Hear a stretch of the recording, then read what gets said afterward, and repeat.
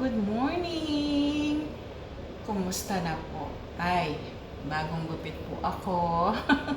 Palibre yan ang kaibigan ko kahapon. Day off niya. Sabi niya nga sa akin, katulad na nasabi ko, halika sa bahay, wala akong ginagawa. Day off ko. Kasi nagtatrabaho siya sa salon. So sabi niya, halika. Jose, wala naman tao dito kahapon. Wala yung mga bata. Nag-message ako kay Mudra, sabi ko pupunta ako doon sa kaibigan ko kay Josie, gugupitan niya ako, sabi niya, sige. So ayun, nagpunta ako heto, tapos may palibre pa siyang pakilay, charot. So, gagawa muna po ako ng salad. Hindi pa ako nag-almusal, pero okay lang, kasi may paplantsahin ako. Tapos, gagawa ako ng salad. Pagluluto ko si tatay ko ng pumpkin o kalabasa, dapat may karne ito, pero ayaw niya ng karne. So, lulutuin ko lang na gano'n. Adi, sabi na. Tapos si Mudra, meron siyang stir-fry vegetables. Meron akong spices. Yun ang papakain ko sa kanila ngayong araw na to. Maaga ako magluluto kasi nga po, meron akong plantsahin. And para sa akin, meron akong 3 itlog na pula. Naghati kami ni Josie kahapon. Ayan. Actually, kahapon kumain na ako ng kanin. Ang sarap kaya ng brown rice niya. Hindi ko alam bakit. Sabi ko nga, saan mo nabili yan? Masarap. Tapos sabi niya sa akin, doon sa Carrefour. Carrefour, baka naman. Dito ko nga kayo ilagay, guys. Total, magkakwentuhan lang naman tayo. Charot. Yaan nyo yung nasa likod, mga labahan yan. Wala pa po akong ngipin kasi ewan ko ba na ano ako dun sa mga gumagawa ng ngipin. Siguro dahil libre lang kaya natatagalan. Kumusta na po? Sana naman matapos na yung kaguluhan. Nakakabahala na, di po ba? Kaya gagawa lang ako ng salad muna. Tapos, pasalad as usual. Ayan. Ingay ng washing. Hindi pa ako nag-almusal pala. Tamad pa ako eh. Kasi uminom ako ng kape kaninang madaling araw. Ewan ko ba, aga-aga ko nagigising ngayon. That's supposed to be 4:45 ako bumabangon para sa pagre-ready ng mga pagkain ng mga bata. Ang nangyayari, 3 o'clock pa lang, gising na ako. Siguro dahil maaga rin naman akong natutulog. Kasi pag may pasok talaga, guys, maaga po ako natutulog. Mga alas 10 pa lang. Talagang plakda na ako. Lalo na kahapon, wala akong rest time dahil nga pumunta ako dyan sa kaibigan ko. Ayun. Kumusta na po? Sabi ng kaibigan ko, gupitan kita. Kasi ay, ang ingay ng washing machine ko. Bakit bigla kang tumanda dyan sa buhok mo? Sabi ko, hindi. Siyempre pag-stress ka rin, di ba? Kaya sabi niya, halika, gupitan kita. Kasi nung isang araw, pinapunta ko siya dito. Inabutan ko siya ng pagkain. Dahil malapit lang po yung salon niya dito.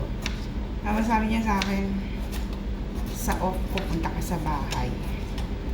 So kahapon, nag-message siya nung umaga. Sabi niya, halika dito. Ayun. Alam niyo, nag-walk lang ako. Kasi okay naman po ang mag-walking ngayon. Excuse me. Hindi na mainit. Mainit pa, pero hindi humid. Hindi katulad dati na pagbaba mo pa lang. Mainit na. Ngayon, hindi na. Okay na po. Pasensya na ang ingay ng aking o lipat po kayo para makita nyo yung ginagawa ko.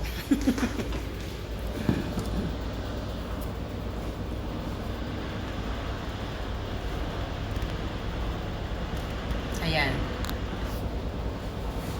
Hiwa ko yung yung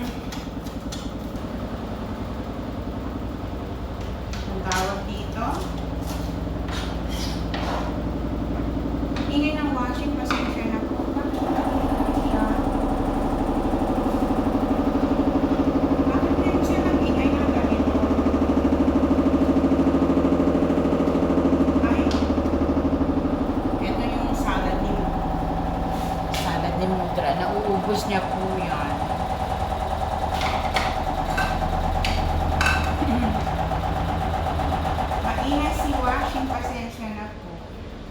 Actually, pagkatapos nito, kakain muna ako. Tamad kasi akong kumain, pero dahil nagkape ako, magsasalang ako ng kanin para anytime na gusto ko nang kumain, kakain na ako, di ba? Tabako. Alam nyo, pag-stress ka, nararanasan nyo yun. Pagkain ng yung shock absorber. Pero kailangan mag-diet po ako kasi nga tumaas na naman po ang cholesterol ko. Napapansin ko yun eh. Pag medyo merong dito sa aking mukha, ay sa mata, yung merong sign sa aking mata. Ayun. Sabi ng kaibigan ko, ayan, nagupitan na kita. Hindi ka na sabi niya. Tumanda kang bigla sabi niya. Hindi naman yun lang, sabi ko. Siyempre, pagod sa trabaho, tapos may iniisip ka pa. Dami mong iniisip, yun. Kaya yan. Sabi niya sa akin, gupitan niya kita.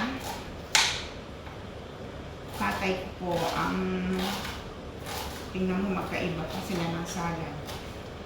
Tatay ko kasi ang salad niya, guys.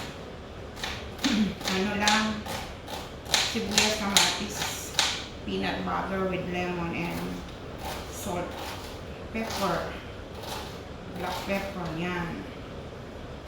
With olive oil. Yan lang sa kanya. Parang lalaki na sibuyas ko. Ay, hindi. Laki ng hiwa. Baka magreklamo siya. Sabihin niya sa akin, lalaki ng hiwa. Ayan. Ito kay Pudra Kels. Wala kong ngipin, halatang-halata siya. I-rep ko muna. Tapos, ay, sorry. Kakain muna ako. Maaga pa naman. Actually, kaya ako nagmamadali na. Hindi naman marami yung planchahan ko. Kaya lang, kailangan ko ng planchahan nila. Nag-water ito. Kailangan yun talaga siya. Cinnamon. Sarap ng aking ulam. Ngayon, itlog na pula, kamatis at sibuyas. Masarap sana tinapa. May tinapa. Kaso walang tinapa dito eh. Wala akong nakita ng tinapa kahapon. So, ayan. Para sa akin yan. Kainit ako ng tubig, guys. Kasi kakain tayo. Kakain tayo. Mamaya ako na sarahin yan. Kasi kakain muna tayo.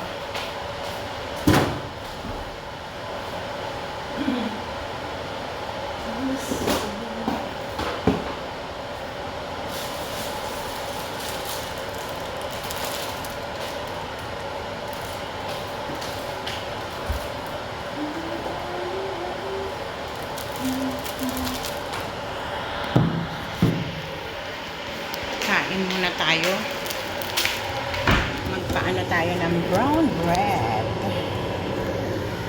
Saan ko kayo lalagay? Yan.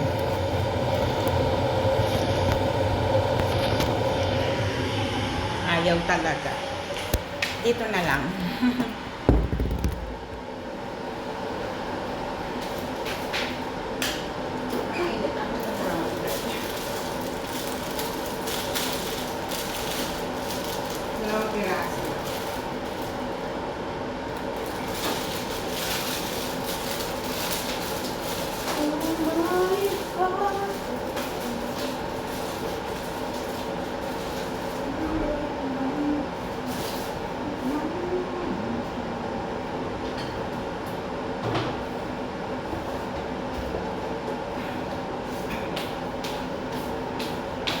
Jam tayo, tsaka peanut butter.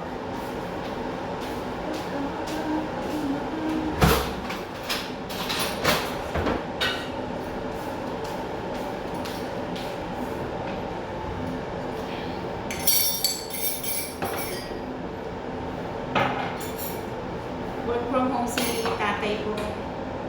Kaya,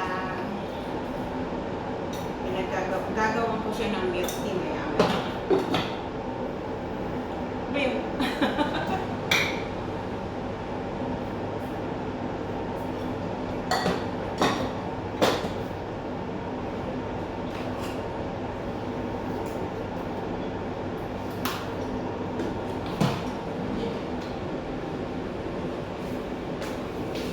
Kakain tayo, guys.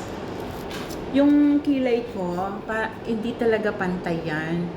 Kasi po yung mukha ko, hindi pantay. Nung maliit daw ako, nagkasakit ako, sabi ng nanay ko na parang, hindi naman meningitis, naapektuhan ng konti ang mukha ko. Kaya minsan, wala siya sa ayos. Yun. Gustong-gusto ko yung buhok ko. Pag nagpapagupit talaga ako ganito. Kaya lang, tumagal ng halos 2 taon hindi ako nagpagupit. Wala lang. Kaya naanuhan ko lang. Kaya lang, nung medyo mabigat pala pag mahaba. Tsaka, ang kapal kasi ng buhok ko. Sabi niya nga sa akin, ibenta namin. Kaso sabi ko, hindi kasi, may puti. Merong puti ang buhok ko. Tapos sabi niya, kulayan daw niya ng balayage. Sabi ko, wag muna ngayon. Wala akong pera. Sabi ko sa bago Pasko, pag may pera na, marami pang unahin ko muna yung mga gastusin na bayarin bago yung pagkulay. Okay na muna na ganito to.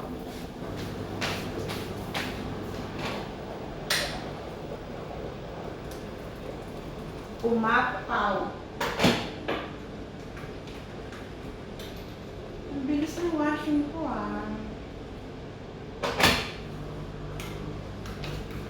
Kape tayo, guys.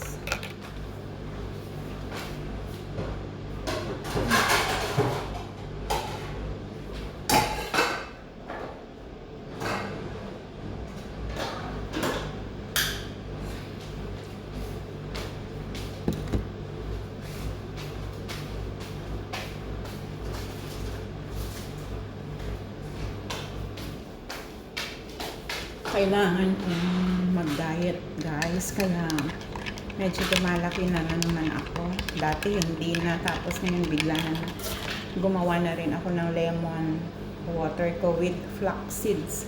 Kasi nga, minsan nararamdaman ko na mamanhid yung mga kamay ko. Sabi ni doktora, meron akong doktora na lemon with water and flax seeds. Ito, lemon water and flax seeds or chia seeds, maganda daw. Meron akong flax seeds, meron din akong chia seeds. So, alternate ko nila ginagamit. Ngayon, yung flax seeds, bukas naman yung chia seeds o chia seeds ang gagamitin ko. Inom tayo ng kape, second round for today. Medyo maliwalas ang pagmumukha ko sa aking buhok. Alam mo yung pag gusto mo yung nagupitan ka na, pag nakuha ng nagugupit, yung yung gusto mo, tuwang-tuwa ka, masaya ka, diba?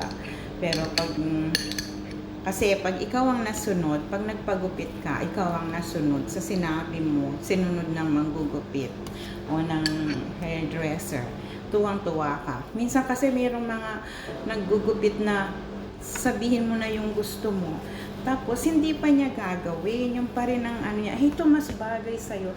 Mas alam niya pa sa may katawan, di ba? Ganun kasi minsan. Meron akong na ganyan na naranasan yan noon sa Pinas. Sabi ko, hindi na kita babalikan na maggugupit ka. Pero ito, okay lang sa kanya na pangatlong beses na niya ito ginupitan. Kasi yearly ako nagpapagupit Minsan tinatamad akong pumunta sa salon. Kain po. So, tapos kung kumain, magigisa na ako ng pagkain. And then right after that, magpa-plancha ako ng konti lang. Ayan. Kahapon, ang dami yung nakain kanin. Okay lang kasi brown rice naman. Dito kasi sa bahay, ayoko na masyadong marami kasi nga Indian rice ang kinakain namin na kanin. Ang ginagamit namin. Meron akong jasmine rice kaso minsan pag nakapagsaing na ako ng Indian rice, hindi ko nagagalawin yun kasi sayang din eh. Nandito na yung isang kanin, magsasayang ka pa ba ng kanin, di ba? Sa Pilipinas, hirap na hirap yung mga ibang tao eh. Ako nga, yung pamilya ko, minsan yung mga kapatid ko, hirap na hirap pa sa bigas eh. Kain tayo guys. Tapusin ko na muna to ha. Tapos, yun nga, nagluluto ako. Pero yung milk tea ni tatay ko hindi pa tapos. Pag work from home ka talagang hinahanda ko yan. Anyway guys, magpapaalam na muna po ako. Umaba na naman ito. Paunti-unti ko na munang magbe-video daily or every other day ganun. Salamat po. Bye-bye. Bye-bye. God bless. Shout out Kelsey, Juanito, and Pudong. Hindi mo na ako mini-message. Shout out sa aking anak na si Jed, si Belle, si Pau. Shout out Tita Zenny and Tita Baby. Best Rowena. Tampururot ka pa rin ba? Namimiss kita. Sorry kung na-offend ka. Bye! Mag-reach out ka. Namimiss na kita. Bye-bye. God bless. Shout out sa aking mga kapatid. Linisin nyo yung mga puntod ng mga magulang natin. Or di, gamor, wala kayong ginagawa dyan. Maglinis kayo ng puntod. Okay, bye-bye.